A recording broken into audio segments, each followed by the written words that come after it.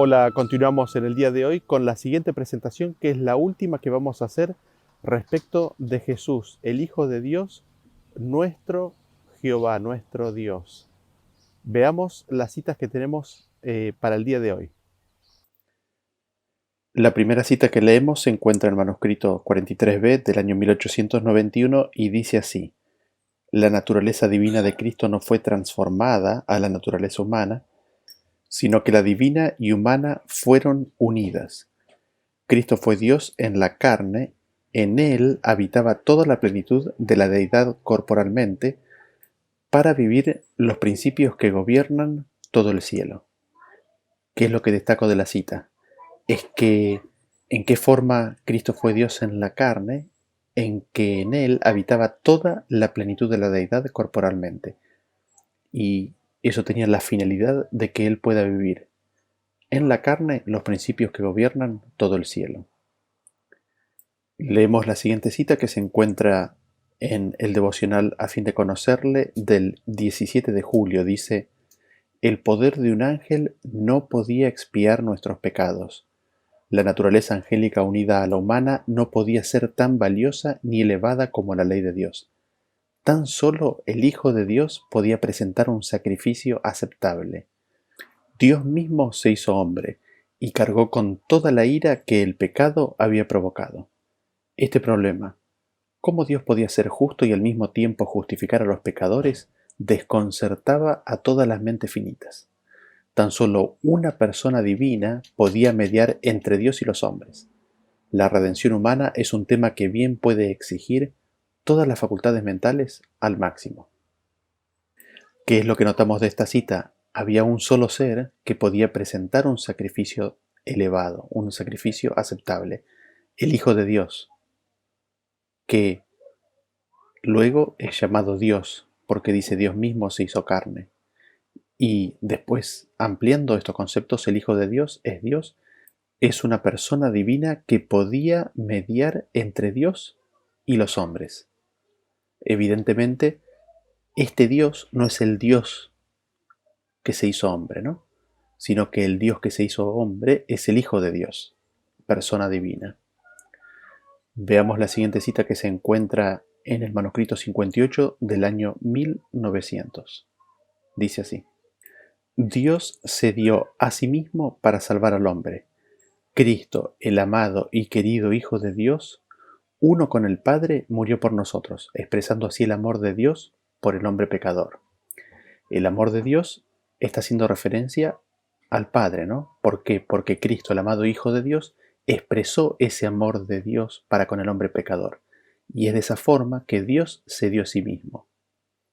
Leemos la siguiente cita que se encuentra en la carta 37, escrita en el año 1887. Desearía que las mentes finitas pudieran ver y sentir el gran amor del Dios infinito, su inmensa negación propia, el sacrificio propio al asumir la humanidad. Dios se humilló a sí mismo y se hizo hombre, y se humilló a sí mismo hasta la muerte, pero no tan solo muerte, sino una muerte ignominiosa.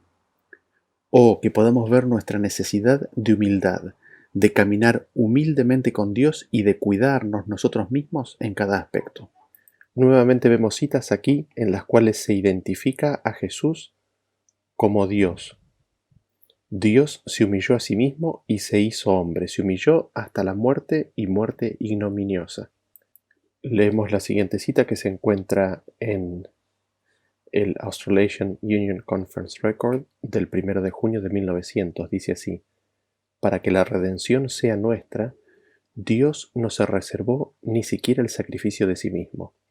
Él se dio a sí mismo en su Hijo. El Padre sufrió con Cristo en toda su humillación y agonía. El corazón humano conoce el amor del Padre por su Hijo. Sabemos lo que el amor de una madre hará y sufrirá por su amado, pero nunca puede el corazón humano medir la dimensión del sacrificio de Dios. Aquí vemos que Dios, al entregar a su Hijo, se sacrificó a sí mismo, que cuando Dios entregó a su Hijo, se dio a sí mismo. Leamos la siguiente cita que se encuentra en la carta 71 del 27 de agosto de 1898, que dice así: la cruz, es erigida para que entendamos y conozcamos al único Dios verdadero y a Jesucristo a quien Él ha enviado.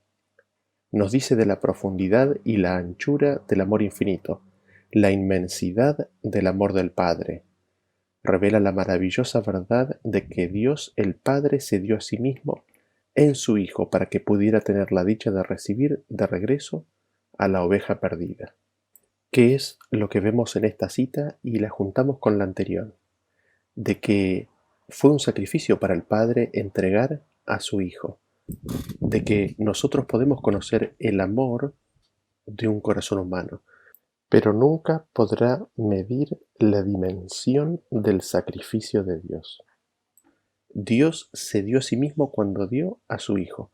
Cuando dio a su Hijo, entregó su corazón, con la finalidad de tener la alegría de recibir a la oveja perdida de regreso en su casa. Leamos la siguiente cita que se encuentra en El deseado de todas las gentes, página 16. Dice: por su humanidad, Cristo tocaba a la humanidad. Por su divinidad se hacía del trono de Dios. Como Hijo del Hombre, nos dio un ejemplo de obediencia. Como Hijo de Dios, nos imparte poder para obedecer. Fue Cristo quien habló a Moisés desde la zarza del monte Horeb, diciendo: yo soy el que soy. Así dirás a los hijos de Israel: yo soy me ha enviado a vosotros. Tal era la garantía de la liberación de Israel. Asimismo, cuando vino en semejanza de los hombres, se declaró el yo soy. El niño de Belén, el manso y humilde Salvador, es Dios manifestado en carne. Y a nosotros nos dice: yo soy el buen pastor, yo soy el pan vivo, yo soy el camino y la verdad y la vida. Toda potestad me es dada en el cielo y en la tierra. Yo soy la seguridad de toda promesa. Yo soy, no tengáis miedo. Dios con nosotros es la seguridad de nuestra liberación del pecado, la garantía de nuestro poder para obedecer la ley del cielo. ¿Qué es lo que notamos de la cita? Vean ustedes al principio que dice que por su humanidad Cristo tocaba a la humanidad. Y haciendo referencia a eso, el renglón siguiente o la oración siguiente en paralelo detalla esa humanidad. Como Hijo del Hombre nos dio un ejemplo de obediencia. Ahora, la oración sigue diciendo: por su divinidad se hacía del trono de Dios. Y vemos que en la ampliación de la oración siguiente, esa divinidad consistía en ser Hijo de Dios. Como Hijo de Dios nos imparte poder para obedecer. Ahora, en esa condición de Hijo de Dios, que es lo que le da su divinidad, se nos revela el entendimiento que Elena G. de White tenía de que fue Cristo quien habló a Moisés, de que fue Cristo quien dijo: yo soy el que soy, yo soy Jehová, yo soy el que soy. Y describe que ese hecho de que Cristo es el yo soy es la garantía de la liberación del pueblo de Dios. Y ese yo soy se manifestó a sí mismo como siendo el yo soy cuando vino en carne. Cuando Él vino en carne, fue Dios con nosotros. Veamos la siguiente cita que se encuentra en El deseado de todas las gentes, página 36. Dice así: la presencia visible de Dios se había apartado del santuario, mas en el niño de Belén estaba velada la gloria ante la cual los ángeles se postran. Este niño inconsciente era la simiente prometida, señalada por el primer altar erigido ante la puerta del Edén. Era Shiloh, el pacificador. Era aquel que se presentara a Moisés como el yo soy. Era aquel que en la columna de nube y de fuego había guiado a Israel. Era aquel que de antiguo predijeran los videntes.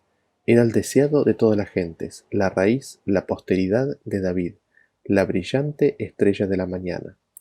El nombre de aquel niñito impotente, inscrito en el registro de Israel como hermano nuestro, era la esperanza de la humanidad caída.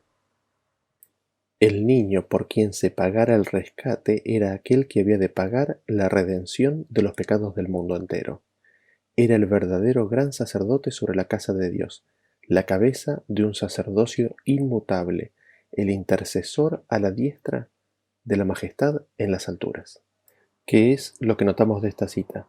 De que a pesar de que Cristo estaba encarnado y era un niño, era un bebé, estaba durmiendo completamente impotente a los ojos humanos, completamente indefenso. Ese niño inconsciente era la simiente prometida. Su gloria estaba velada, esa gloria que hacía que los ángeles se postren ante él. Este niño había sido aquel que se presentó ante Moisés como el Yo Soy. Era aquel que había guiado a Israel en la columna de nube y de fuego. Había guiado a Israel. Él era la esperanza de todas las gentes.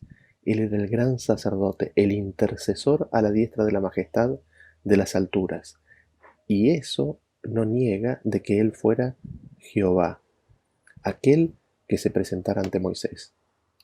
Veamos la siguiente cita que se encuentra en la revista Signs of the Times del 12 de diciembre de 1895.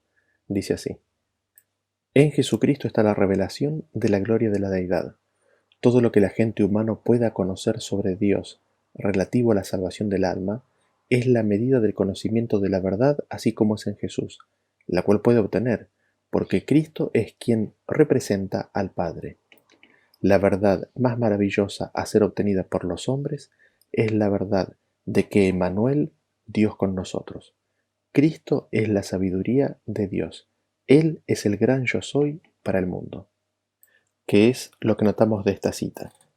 Que en Jesús está la revelación de la gloria de la deidad. Si nosotros hemos de contemplar la gloria de Dios, la gloria de la deidad, lo vemos en Jesús. Toda la verdad de Dios se ve en Jesús. Todo lo que se puede conocer respecto de Dios en la salvación del hombre, lo vemos, lo conocemos, lo obtenemos en Jesús. Cristo en esta tierra es quien representa al Padre. Cristo representa al Padre y Él revela la gloria de Dios. Ahora, dentro de esto, ¿qué conocimiento es el más grande que pueda ser obtenido por el ser humano? El conocimiento de Emmanuel, Dios con nosotros. El conocimiento de Jesús habitando en carne humana, de Jesús siendo hecho hombre, de Jesús siendo Dios con nosotros. Él es la sabiduría de Dios. Él es el Jehová, es el gran yo soy para el mundo. Leamos la siguiente cita que se encuentra en el tomo 6 de Testimonios para la Iglesia, página 28. Dice así: Algunos han presentado las verdades del mensaje del tercer ángel como teorías áridas, pero el Cristo viviente es el tema que debe presentarse en este mensaje. Debe revelarse como el primero y el último, como el yo soy, raíz y vástago de David y estrella resplandeciente de la mañana. El carácter de Dios en Cristo debe manifestarse al mundo mediante este mensaje. Debe proclamarse la invitación: súbete sobre un monte alto, anunciadora de Sión, levanta fuertemente tu voz, anunciadora de Jerusalén, levántala y no temas, di a las ciudades de Judá: ved aquí al Dios vuestro, he aquí que Jehová el Señor vendrá con poder y su brazo señoreará, he aquí que su recompensa viene con él y su paga delante de su rostro. Como pastor apacentará su rebaño, en su brazo llevará los corderos y en su seno los llevará, pastoreará suavemente a las recién paridas. Isaías 49 al 11. ¿Qué es lo súper interesante de esta cita? De que ella dice que el mensaje del tercer ángel, para que no sea teoría árida, debe presentarse en la verdad del Cristo viviente.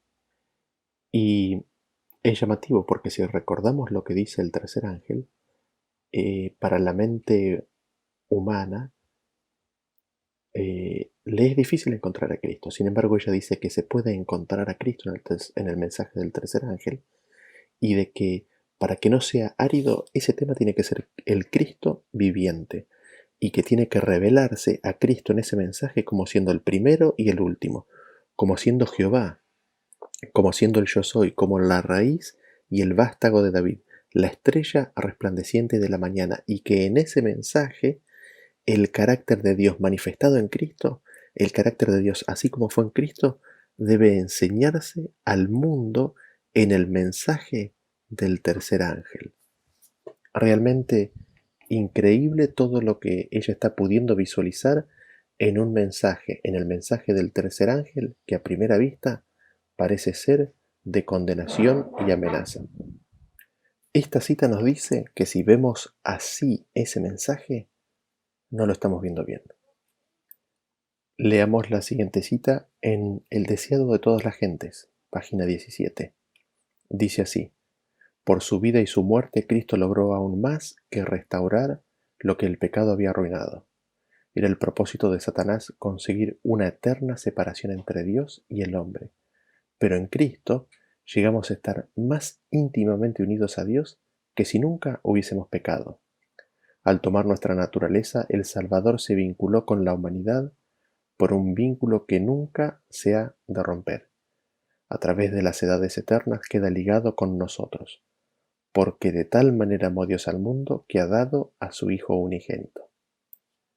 Lo dio no solo para que llevase nuestros pecados y muriese como sacrificio nuestro, lo dio a la especie caída, para asegurarnos los beneficios de su inmutable consejo de paz. Dios dio a su Hijo unigénito para que llegase a ser miembro de la familia humana y retuviese para siempre su naturaleza humana. Tal es la garantía de que Dios cumplirá su promesa. Un niño nos es nacido, hijo nos es dado, y el principado sobre su hombro. Dios adoptó la naturaleza humana en la persona de su Hijo y la llevó al más alto cielo. Es el Hijo del Hombre quien comparte el trono del universo. Es el Hijo del Hombre cuyo nombre será llamado admirable, consejero, Dios fuerte, Padre eterno, príncipe de paz. El Yo Soy es el mediador entre Dios y la humanidad, que pone su mano sobre ambos. El que es santo, inocente y limpio, apartado de los pecadores, no se avergüenza de llamarnos hermanos. En Cristo, la familia de la tierra y la familia del cielo están ligadas. Cristo glorificado es nuestro hermano. El cielo está incorporado en la humanidad y la humanidad envuelta en el seno del amor infinito. ¿Qué es lo que vemos en esta cita? Dice que Dios adoptó la naturaleza humana en la persona de su Hijo. Él lo hizo en la persona de su Hijo, de su Hijo. Y es en esa naturaleza humana, es en ese Hijo del Hombre, que es su Hijo, quien tendrá el nombre y quien será llamado, por las edades eternas, admirable, consejero, Dios fuerte, Padre eterno, príncipe de paz. El Yo Soy, el Jehová, es Cristo. Y Él, siendo Yo Soy, siendo Dios fuerte, siendo Padre eterno, príncipe de paz, es mediador entre Dios, su Padre, y la humanidad. Veamos la siguiente cita que se encuentra en el manuscrito 25 del año 1890, también en la página 227 de Cristo Triunfante. Dice así: aunque Satanás había tergiversado los propósitos de Dios, falsificado su carácter y hecho que se mirara a Dios bajo una falsa luz, con todo, a través de las edades el amor de Dios por sus hijos ha permanecido incólume. La obra de Cristo consistió en revelar al Padre como un ser misericordioso, compasivo, lleno de gracia y de verdad. El unigénito Hijo de Dios disipó la sombra infernal con que Satanás había rodeado al Padre y afirmó: yo y mi Padre uno somos, miradme y contemplaréis a Dios. ¿Qué es lo que notamos en esta cita? De que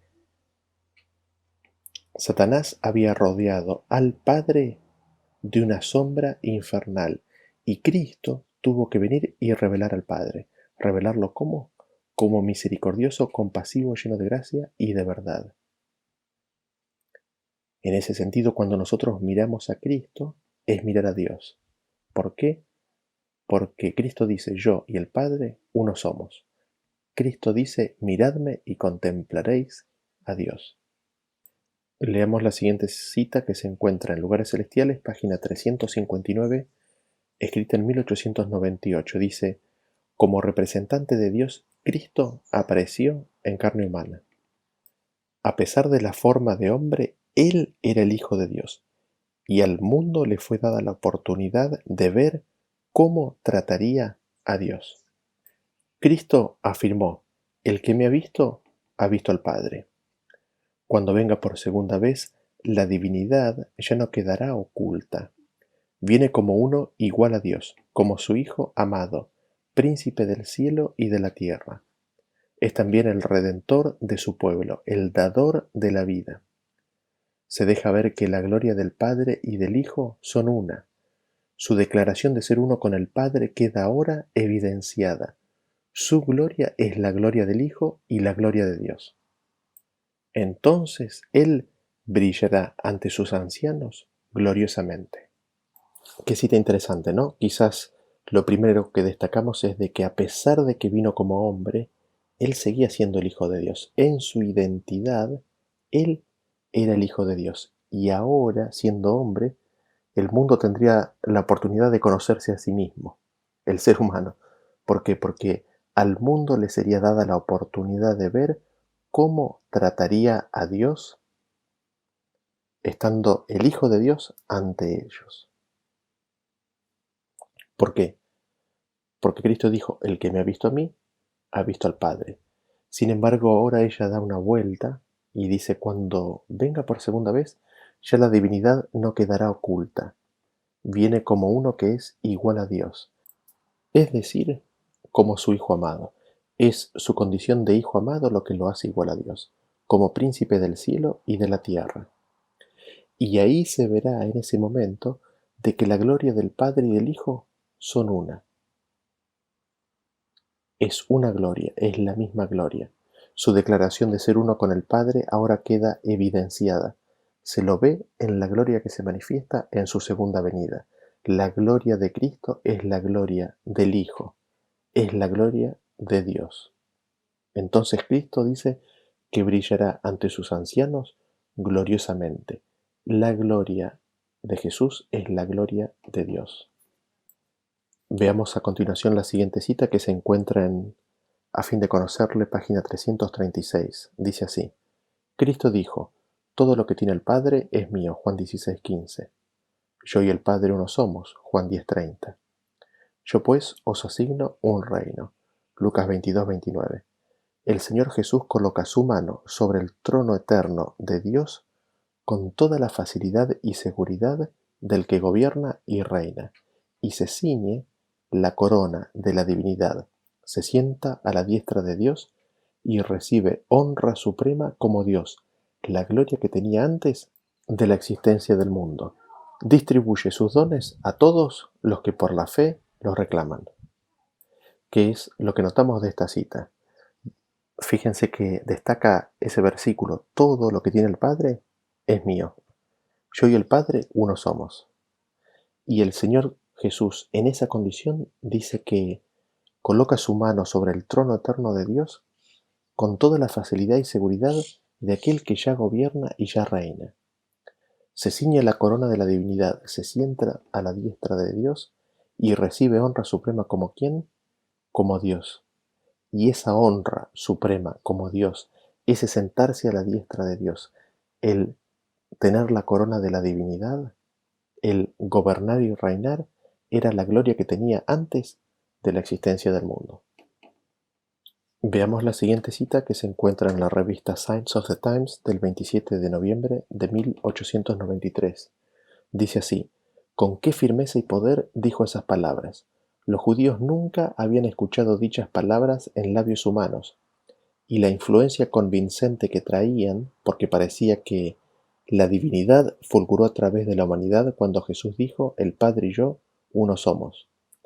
Las palabras de Cristo estaban llenas de profundo significado cuando aseveró que el Padre y Él eran de una sola sustancia, poseyendo los mismos atributos". Qué interesante esta cita. ¿Qué es lo que dice? Que la interpretación de la frase de Jesús diciendo yo y el Padre uno somos incluye o es el hecho de que Cristo es de la misma sustancia, que la sustancia del Padre y la sustancia del Hijo es una sola, que los atributos del Padre son los atributos de Cristo. Veamos la siguiente cita que se encuentra en el Conflicto de los Siglos, página 302. Dice así: La venida de Cristo que ha de inaugurar el reino de la justicia ha inspirado los más sublimes y conmovedores acentos de los escritores sagrados. Los poetas y profetas de la Biblia hablaron de ella con ardientes palabras de fuego celestial. El salmista cantó el poder y la majestad del Rey de Israel. Desde Sión, perfección de la hermosura, ha resplandecido Dios. Vendrá nuestro Dios y no guardará silencio. Convocará a los altos cielos y a la tierra para juzgar a su pueblo.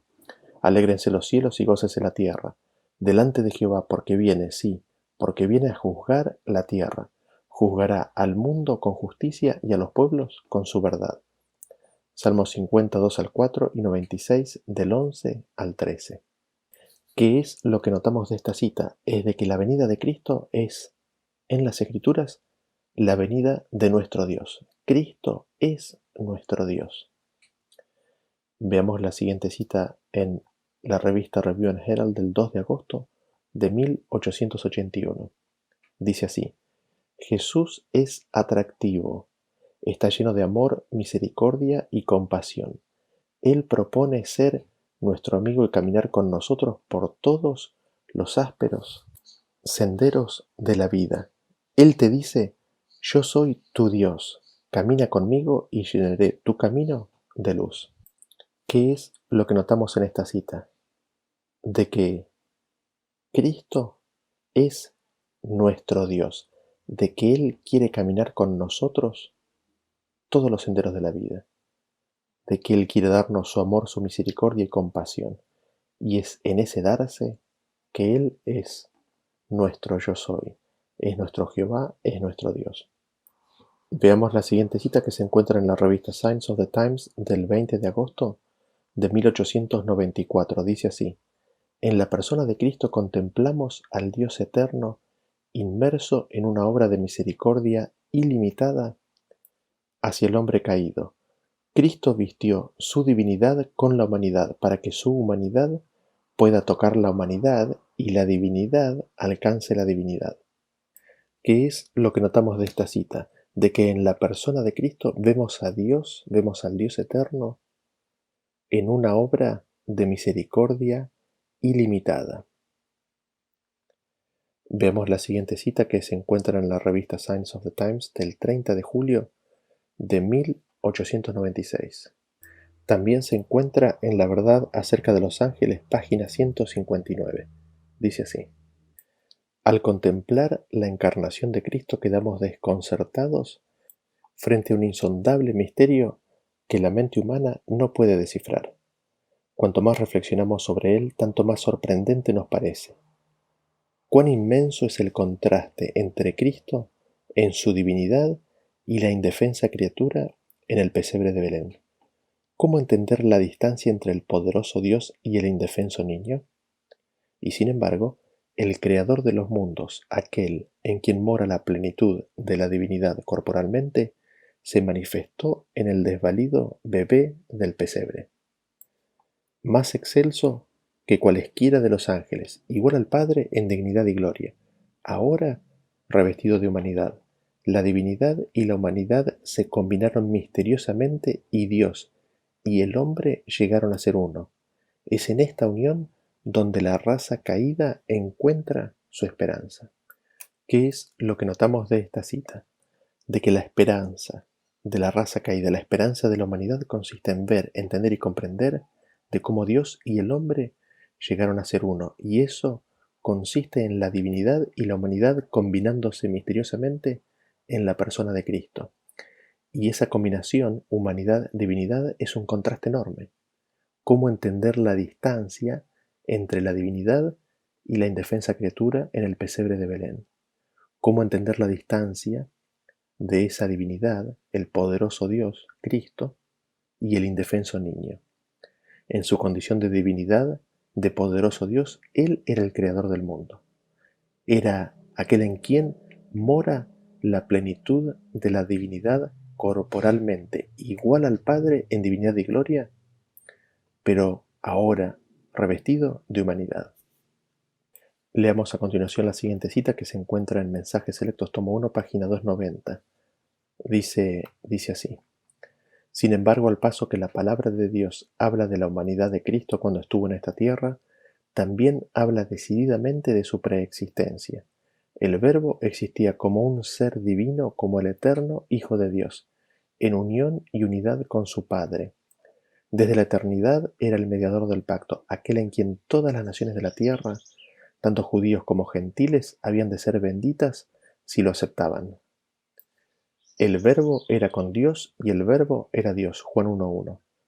Antes de que fueran creados los hombres o los ángeles, el Verbo era con Dios y el Verbo era Dios. El mundo fue hecho por Él y sin Él nada de lo que ha sido hecho fue hecho. Juan 1:3.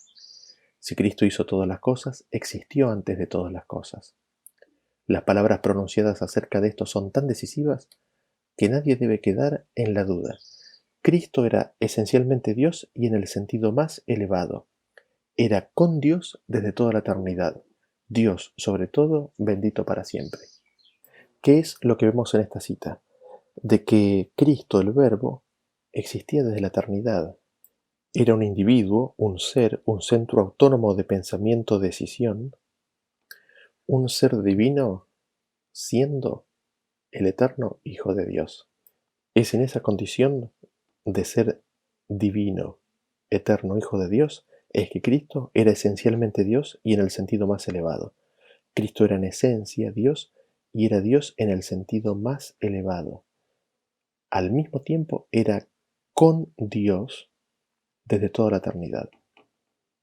Era con Dios desde siempre. Nunca hubo un tiempo en el cual no era con Dios. Y al mismo tiempo, Dios sobre todo, bendito para siempre. Veamos la siguiente cita que se encuentra en Patriarcas y Profetas, página 3, 81 y 82. Dice así: En todas estas revelaciones de la presencia divina, la gloria de Dios se manifestó por medio de Cristo. No solo cuando vino el Salvador, sino a través de todos los siglos después de la caída del hombre y de la promesa de la redención, Dios estaba en Cristo reconciliando el mundo así. 2 Corintios 5, 19. Cristo era el fundamento y el centro del sistema de sacrificios, tanto en la era patriarcal como en la judía. Desde que pecaron nuestros primeros padres, no ha habido comunión directa entre Dios y el hombre. El Padre puso el mundo en manos de Cristo para que por su obra mediadora redimiera al hombre y vindicara la autoridad y santidad de la ley divina. Toda comunicación entre el cielo y la raza caída se ha hecho por medio de Cristo. Fue el Hijo de Dios quien dio a nuestros primeros padres la promesa de la redención. Fue Él quien se reveló a los patriarcas. Adán, Noé, Abraham, Isaac, Jacob y Moisés comprendieron el Evangelio. Buscaron la salvación por medio del sustituto y garante del ser humano.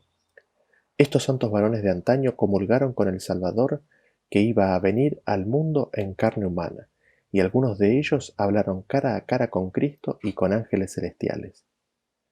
Cristo no solo fue el que dirigía a los hebreos en el desierto, el ángel en quien estaba el nombre de Jehová y quien, velado en la columna de nube, iba delante de la hueste, sino que también fue Él quien dio la ley a Israel.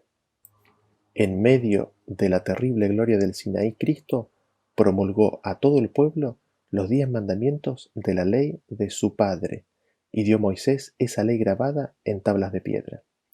Fue Cristo quien habló a su pueblo por medio de los profetas. El apóstol Pedro, escribiendo a la iglesia cristiana, dice que los que profetizaron de la gracia que había de venir a vosotros han inquirido y diligentemente buscado, escudriñando cuándo y en qué punto de tiempo significaba el Espíritu de Cristo que estaba en ellos, el cual preanunciaba las aflicciones que habían de venir a Cristo y las glorias después de ellas. Primera de Pedro 10 y 11.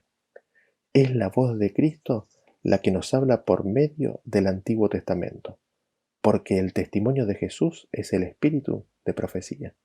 ¿Qué es lo que notamos en estas citas? De que toda la comunicación entre el cielo y la tierra siempre fue hecha por medio de Cristo, de que fue Cristo quien se reveló y se manifestó a todos los patriarcas, fue Cristo quien dirigió al pueblo de Israel, fue Cristo quien dio la ley, fue Cristo quien promulgó la ley de su Padre, fue Cristo quien habló por medio de los profetas. Toda la escritura fue inspirada por Cristo. Y vamos a leer la siguiente cita, que sería la última para cerrar este tema, a pesar de que vamos a leer otras citas para interpretar esta cita en particular, que se encuentra en Alza tus ojos, la página 366, y fue escrita en el año 1905. Dice así: el alma aparentemente débil que, con espíritu contrito y confiado, acepta lo que Dios dice y sintiendo su indignidad pide ayuda, recibirá gracia para ganar victoria tras victoria y obtener el eterno peso de gloria en la vida futura.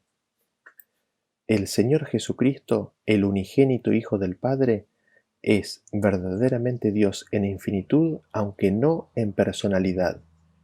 Él forjó la justicia que capacita a los seres humanos para vencer cada asalto de Satanás.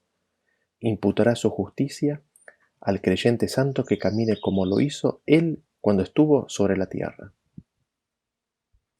Bien, ¿qué es lo que nos dice esta cita? De que el Señor Jesucristo, el unigénito Hijo del Padre, es verdaderamente, no es mentira, verdaderamente Dios en infinitud, aunque no en personalidad. Si nosotros buscamos una definición de la palabra infinitud, vemos que infinitud es algo que no tiene límites ni fin, es inmedible. En tiempo y en cantidad, en calidad y condición, Jesús es Dios ilimitadamente. Elena G. de White dice que Jesucristo es Dios en infinitud. Esto significa que Jesús es Dios ilimitadamente, que nunca hubo un tiempo en el cual Él no fuera Dios. Ahora, habiendo dicho eso, ella también dice que Jesús no es Dios en personalidad. ¿Y qué significa esto? Quizás la primera cita que querríamos leer es la que se encuentra en el manuscrito 140 de 1903, que dice así: Cristo y Dios son uno. Sin embargo, son dos personalidades distintas. Cristo habló con conciencia de autoridad, como quien posee en sí mismo poder que le permitiría hacer su obra. ¿Qué vemos en esta cita? De que Cristo y Dios son uno. Sin embargo, a pesar de que son uno, eso no quita que sean dos personalidades diferentes, de que sean dos seres, de que sean dos individuos. Y ella básicamente está confirmando eso en lo que continúa de la cita. Después de haber dicho de que son dos personalidades distintas, lo amplía ese concepto diciendo: Cristo habló con conciencia de autoridad, como quien posee en sí mismo poder que le permitiría hacer su obra. Allí está las dos personalidades, ¿no es cierto?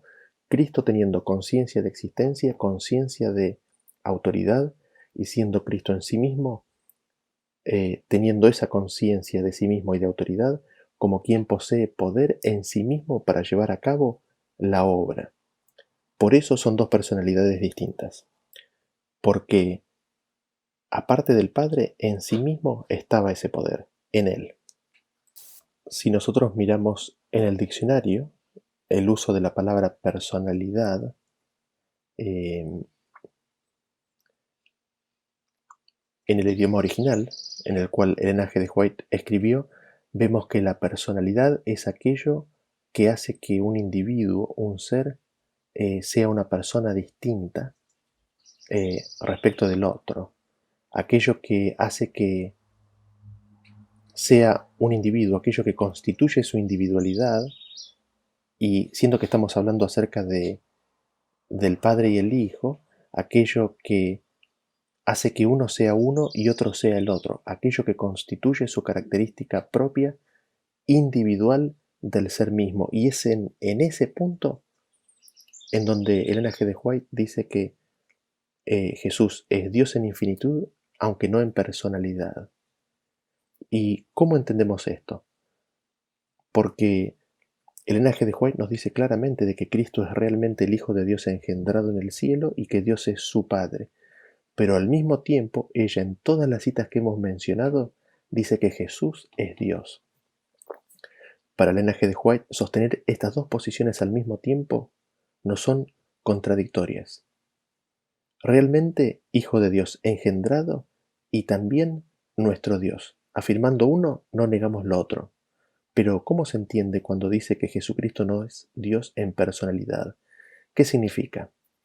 Y ahora vamos a definir personalidad no por el diccionario, sino de acuerdo a lo que ella misma dice o como ella misma lo define.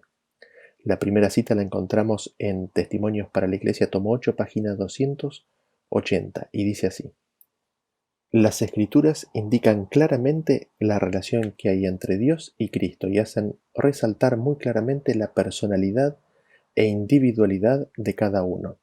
Dios, habiendo hablado de muchas veces y de muchas maneras en otro tiempo a los padres por los profetas, en estos postreros días nos ha hablado por el Hijo, a quien constituyó heredero de todo y por quien asimismo hizo el universo, el cual, siendo el resplandor de su gloria y la imagen misma de su sustancia, y quien sustenta todas las cosas con la palabra de su poder, habiendo efectuado la purificación de nuestros pecados, por medio de sí mismo se sentó a la diestra de la majestad en las alturas, hecho tanto superior a los ángeles, cuanto heredó más excelente nombre que ellos, porque ¿a cuál de los ángeles dijo Dios jamás, mi hijo eres tú, yo te he engendrado hoy, y otra vez yo seré a él padre, y él me será a mí hijo? Hebreos 1, del 1 al 5. Dios es Padre de Cristo. Cristo es el Hijo de Dios. A Cristo ha sido dada una posición exaltada. Ha sido hecho igual al Padre. Todos los consejos de Dios están abiertos para su Hijo. ¿Qué es lo que notamos en esta cita? La Biblia dice que es bien clara definiendo la personalidad e individualidad del Padre y del Hijo. Y luego ella cita Hebreos 1, 1 al 5. Cuando, citando Hebreos 1.5, ella dice, Dios nos ha hablado por el Hijo, nos muestra la individualidad. Pero, ¿dónde está la personalidad de cada uno? Y está expresada allí mismo en el versículo que ella cita, en que Dios es el Padre de Cristo, de que Cristo es su Hijo, porque dice, mi Hijo eres tú, yo te he engendrado hoy, y otra vez yo seré el Padre, y Él me será a mí Hijo. La personalidad de Cristo está en que Él es el Hijo de Dios. La personalidad del Padre está en que Él es el Padre de Cristo. Allí está la personalidad de cada uno. Así es como los distinguimos a uno del otro. Vean ustedes cómo este entendimiento está confirmado en la siguiente cita que se encuentra en el mismo libro, pero un poquito más adelante. Dice, Jesús dijo a los judíos, mi Padre hasta ahora trabaja y yo trabajo. Por esto los judíos aún más procuraban matarle, porque no solo quebrantaba el día de reposo, sino que también decía que Dios era su propio Padre, haciéndose igual a Dios. Respondió entonces Jesús y les dijo, de cierto os digo, no puede el Hijo hacer nada por sí mismo, sino lo que ve hacer al Padre, porque todo lo que el Padre hace también lo hace el Hijo igualmente. Porque el Padre ama al Hijo y le muestra todas las cosas que Él hace, y mayores obras que éstas le mostrará, de modo que vosotros os maravilléis. Juan 5, 17 al 20. Aquí se recalca otra vez la personalidad del Padre y la del Hijo, y se demuestra la unidad que existe entre ellos. La personalidad es aquello que constituye o hace del ser una persona individual, las características propias que lo identifican como un ser o individuo. Así la personalidad del Padre y el Hijo son resaltadas, y la unidad. Pero respecto de la personalidad, ¿qué es aquello que lo distingue del Padre y lo constituye un ser aparte del Padre? ¿En qué se basa su individualidad? Por cómo lo explican las citas, Jesús no es Dios en personalidad, sino que es el Hijo de Dios. Es en esta condición de Hijo de Dios que por voluntad del Padre fue hecho igual a Dios, es decir Dios en infinitud, pero no en personalidad. En personalidad, Dios es el Padre de Cristo. En personalidad, Cristo es el Hijo de Dios. Eso es lo que cada uno de ellos es en personalidad, lo que lo distingue a uno del otro. Y me gustaría leer una cita más que se encuentra en Signs of the Times del 10 de mayo de 1899 o el comentario bíblico a la página 1104, que dice así. Pero aunque la gloria divina de Cristo estuvo por un tiempo velada y eclipsada porque Él asumió la naturaleza humana, sin embargo no cesó de ser Dios cuando se hizo hombre. Lo humano no tomó el lugar de lo divino, ni lo divino de lo humano. Este es el misterio de la piedad. Las dos expresiones humano y divino eran estrecha e inseparablemente una en Cristo, y sin embargo tenían una individualidad diferente. Aunque Cristo se humilló a sí mismo para hacerse hombre, la deidad aún le pertenecía. Su deidad no podía perderse mientras permaneciera fiel y constante en su lealtad. Aunque rodeado de dolor, sufrimiento y corrupción moral, despreciado y rechazado por el pueblo a quien había sido confiados los oráculos del cielo, Jesús aún podía hablar de sí mismo como el Hijo del Hombre en el cielo. Estuvo listo para tomar una vez más su gloria divina cuando terminó su obra en la tierra. Hubo ocasiones cuando Jesús, estando en carne humana, se manifestó como el Hijo de Dios. La divinidad fulguró a través de la humanidad y fue vista por los sacerdotes y magistrados que se burlaban. ¿Fue reconocida? Algunos reconocieron que Él era el Cristo, pero la mayor parte de aquellos que en esas ocasiones fueron obligados a ver que era el Hijo de Dios, se negaron a recibirlo. Su ceguera correspondió con su firme resolución de no dejarse convencer. Cuando fulguraba la gloria interna de Cristo, era demasiado intensa para que su humanidad pura y perfecta la ocultara enteramente. Los escribas y los fariseos no reconocían con sus palabras a Cristo, pero su odio y enemistad quedaban frustrados cuando resplandecía la majestad de Jesús. La verdad, oscurecida como estaba por un velo de humillación, hablaba a cada corazón con inconfundible evidencia. Esto produjo las palabras de Cristo: «Vosotros sabéis quién soy». Su refulgente gloria persuadió a los hombres y a los demonios a confesar: verdaderamente este era Hijo de Dios. Así se reveló Dios, así fue glorificado Cristo. ¿Qué es lo que notamos en esta cita? De que cuando Cristo se encarnó no cesó de ser Dios cuando se hizo hombre. La deidad aún le pertenecía cuando se hizo hombre. Lo otro que notamos es que la divinidad o la deidad se podía perder si Él no permanecía fiel y constante. Pero mientras Él permaneciera fiel y constante, su deidad no se iba a perder. Nos dice de que hubo ocasiones en las cuales Jesús, estando en carne humana, se manifestó como el Hijo de Dios, y después dice la divinidad fulguró a través de la humanidad. Es decir, es en su condición de Hijo de que Jesús es divino. Es en su identidad como Él es Dios, como Él es divino. Y esto les fue hecho conocido inclusive a aquellos hombres y demonios que se le oponían.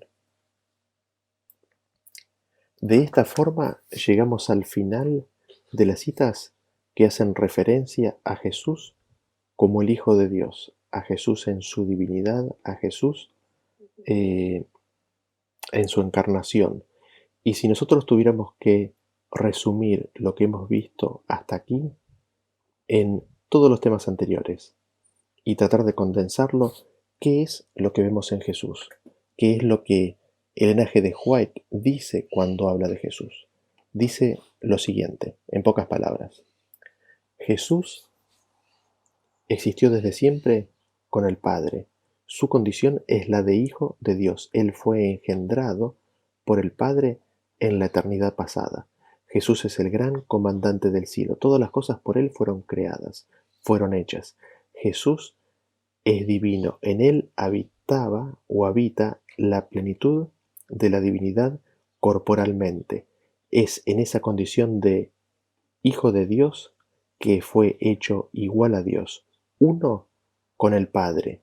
Y es en esa condición que Él recibe la vida de Dios, recibe el nombre de Dios, recibe la adoración propia de Dios y recibe el nombre de Dios. A Él se le llama Dios. Su naturaleza, su sustancia, es la sustancia de Dios. Todos los atributos del Padre son los atributos del Hijo. Jesús es en personalidad el Hijo de Dios, en infinitud es Dios. Es nuestro Dios, es el Jehová revelado para la humanidad. Así terminamos con este tema. Hasta el próximo tema. Bendiciones.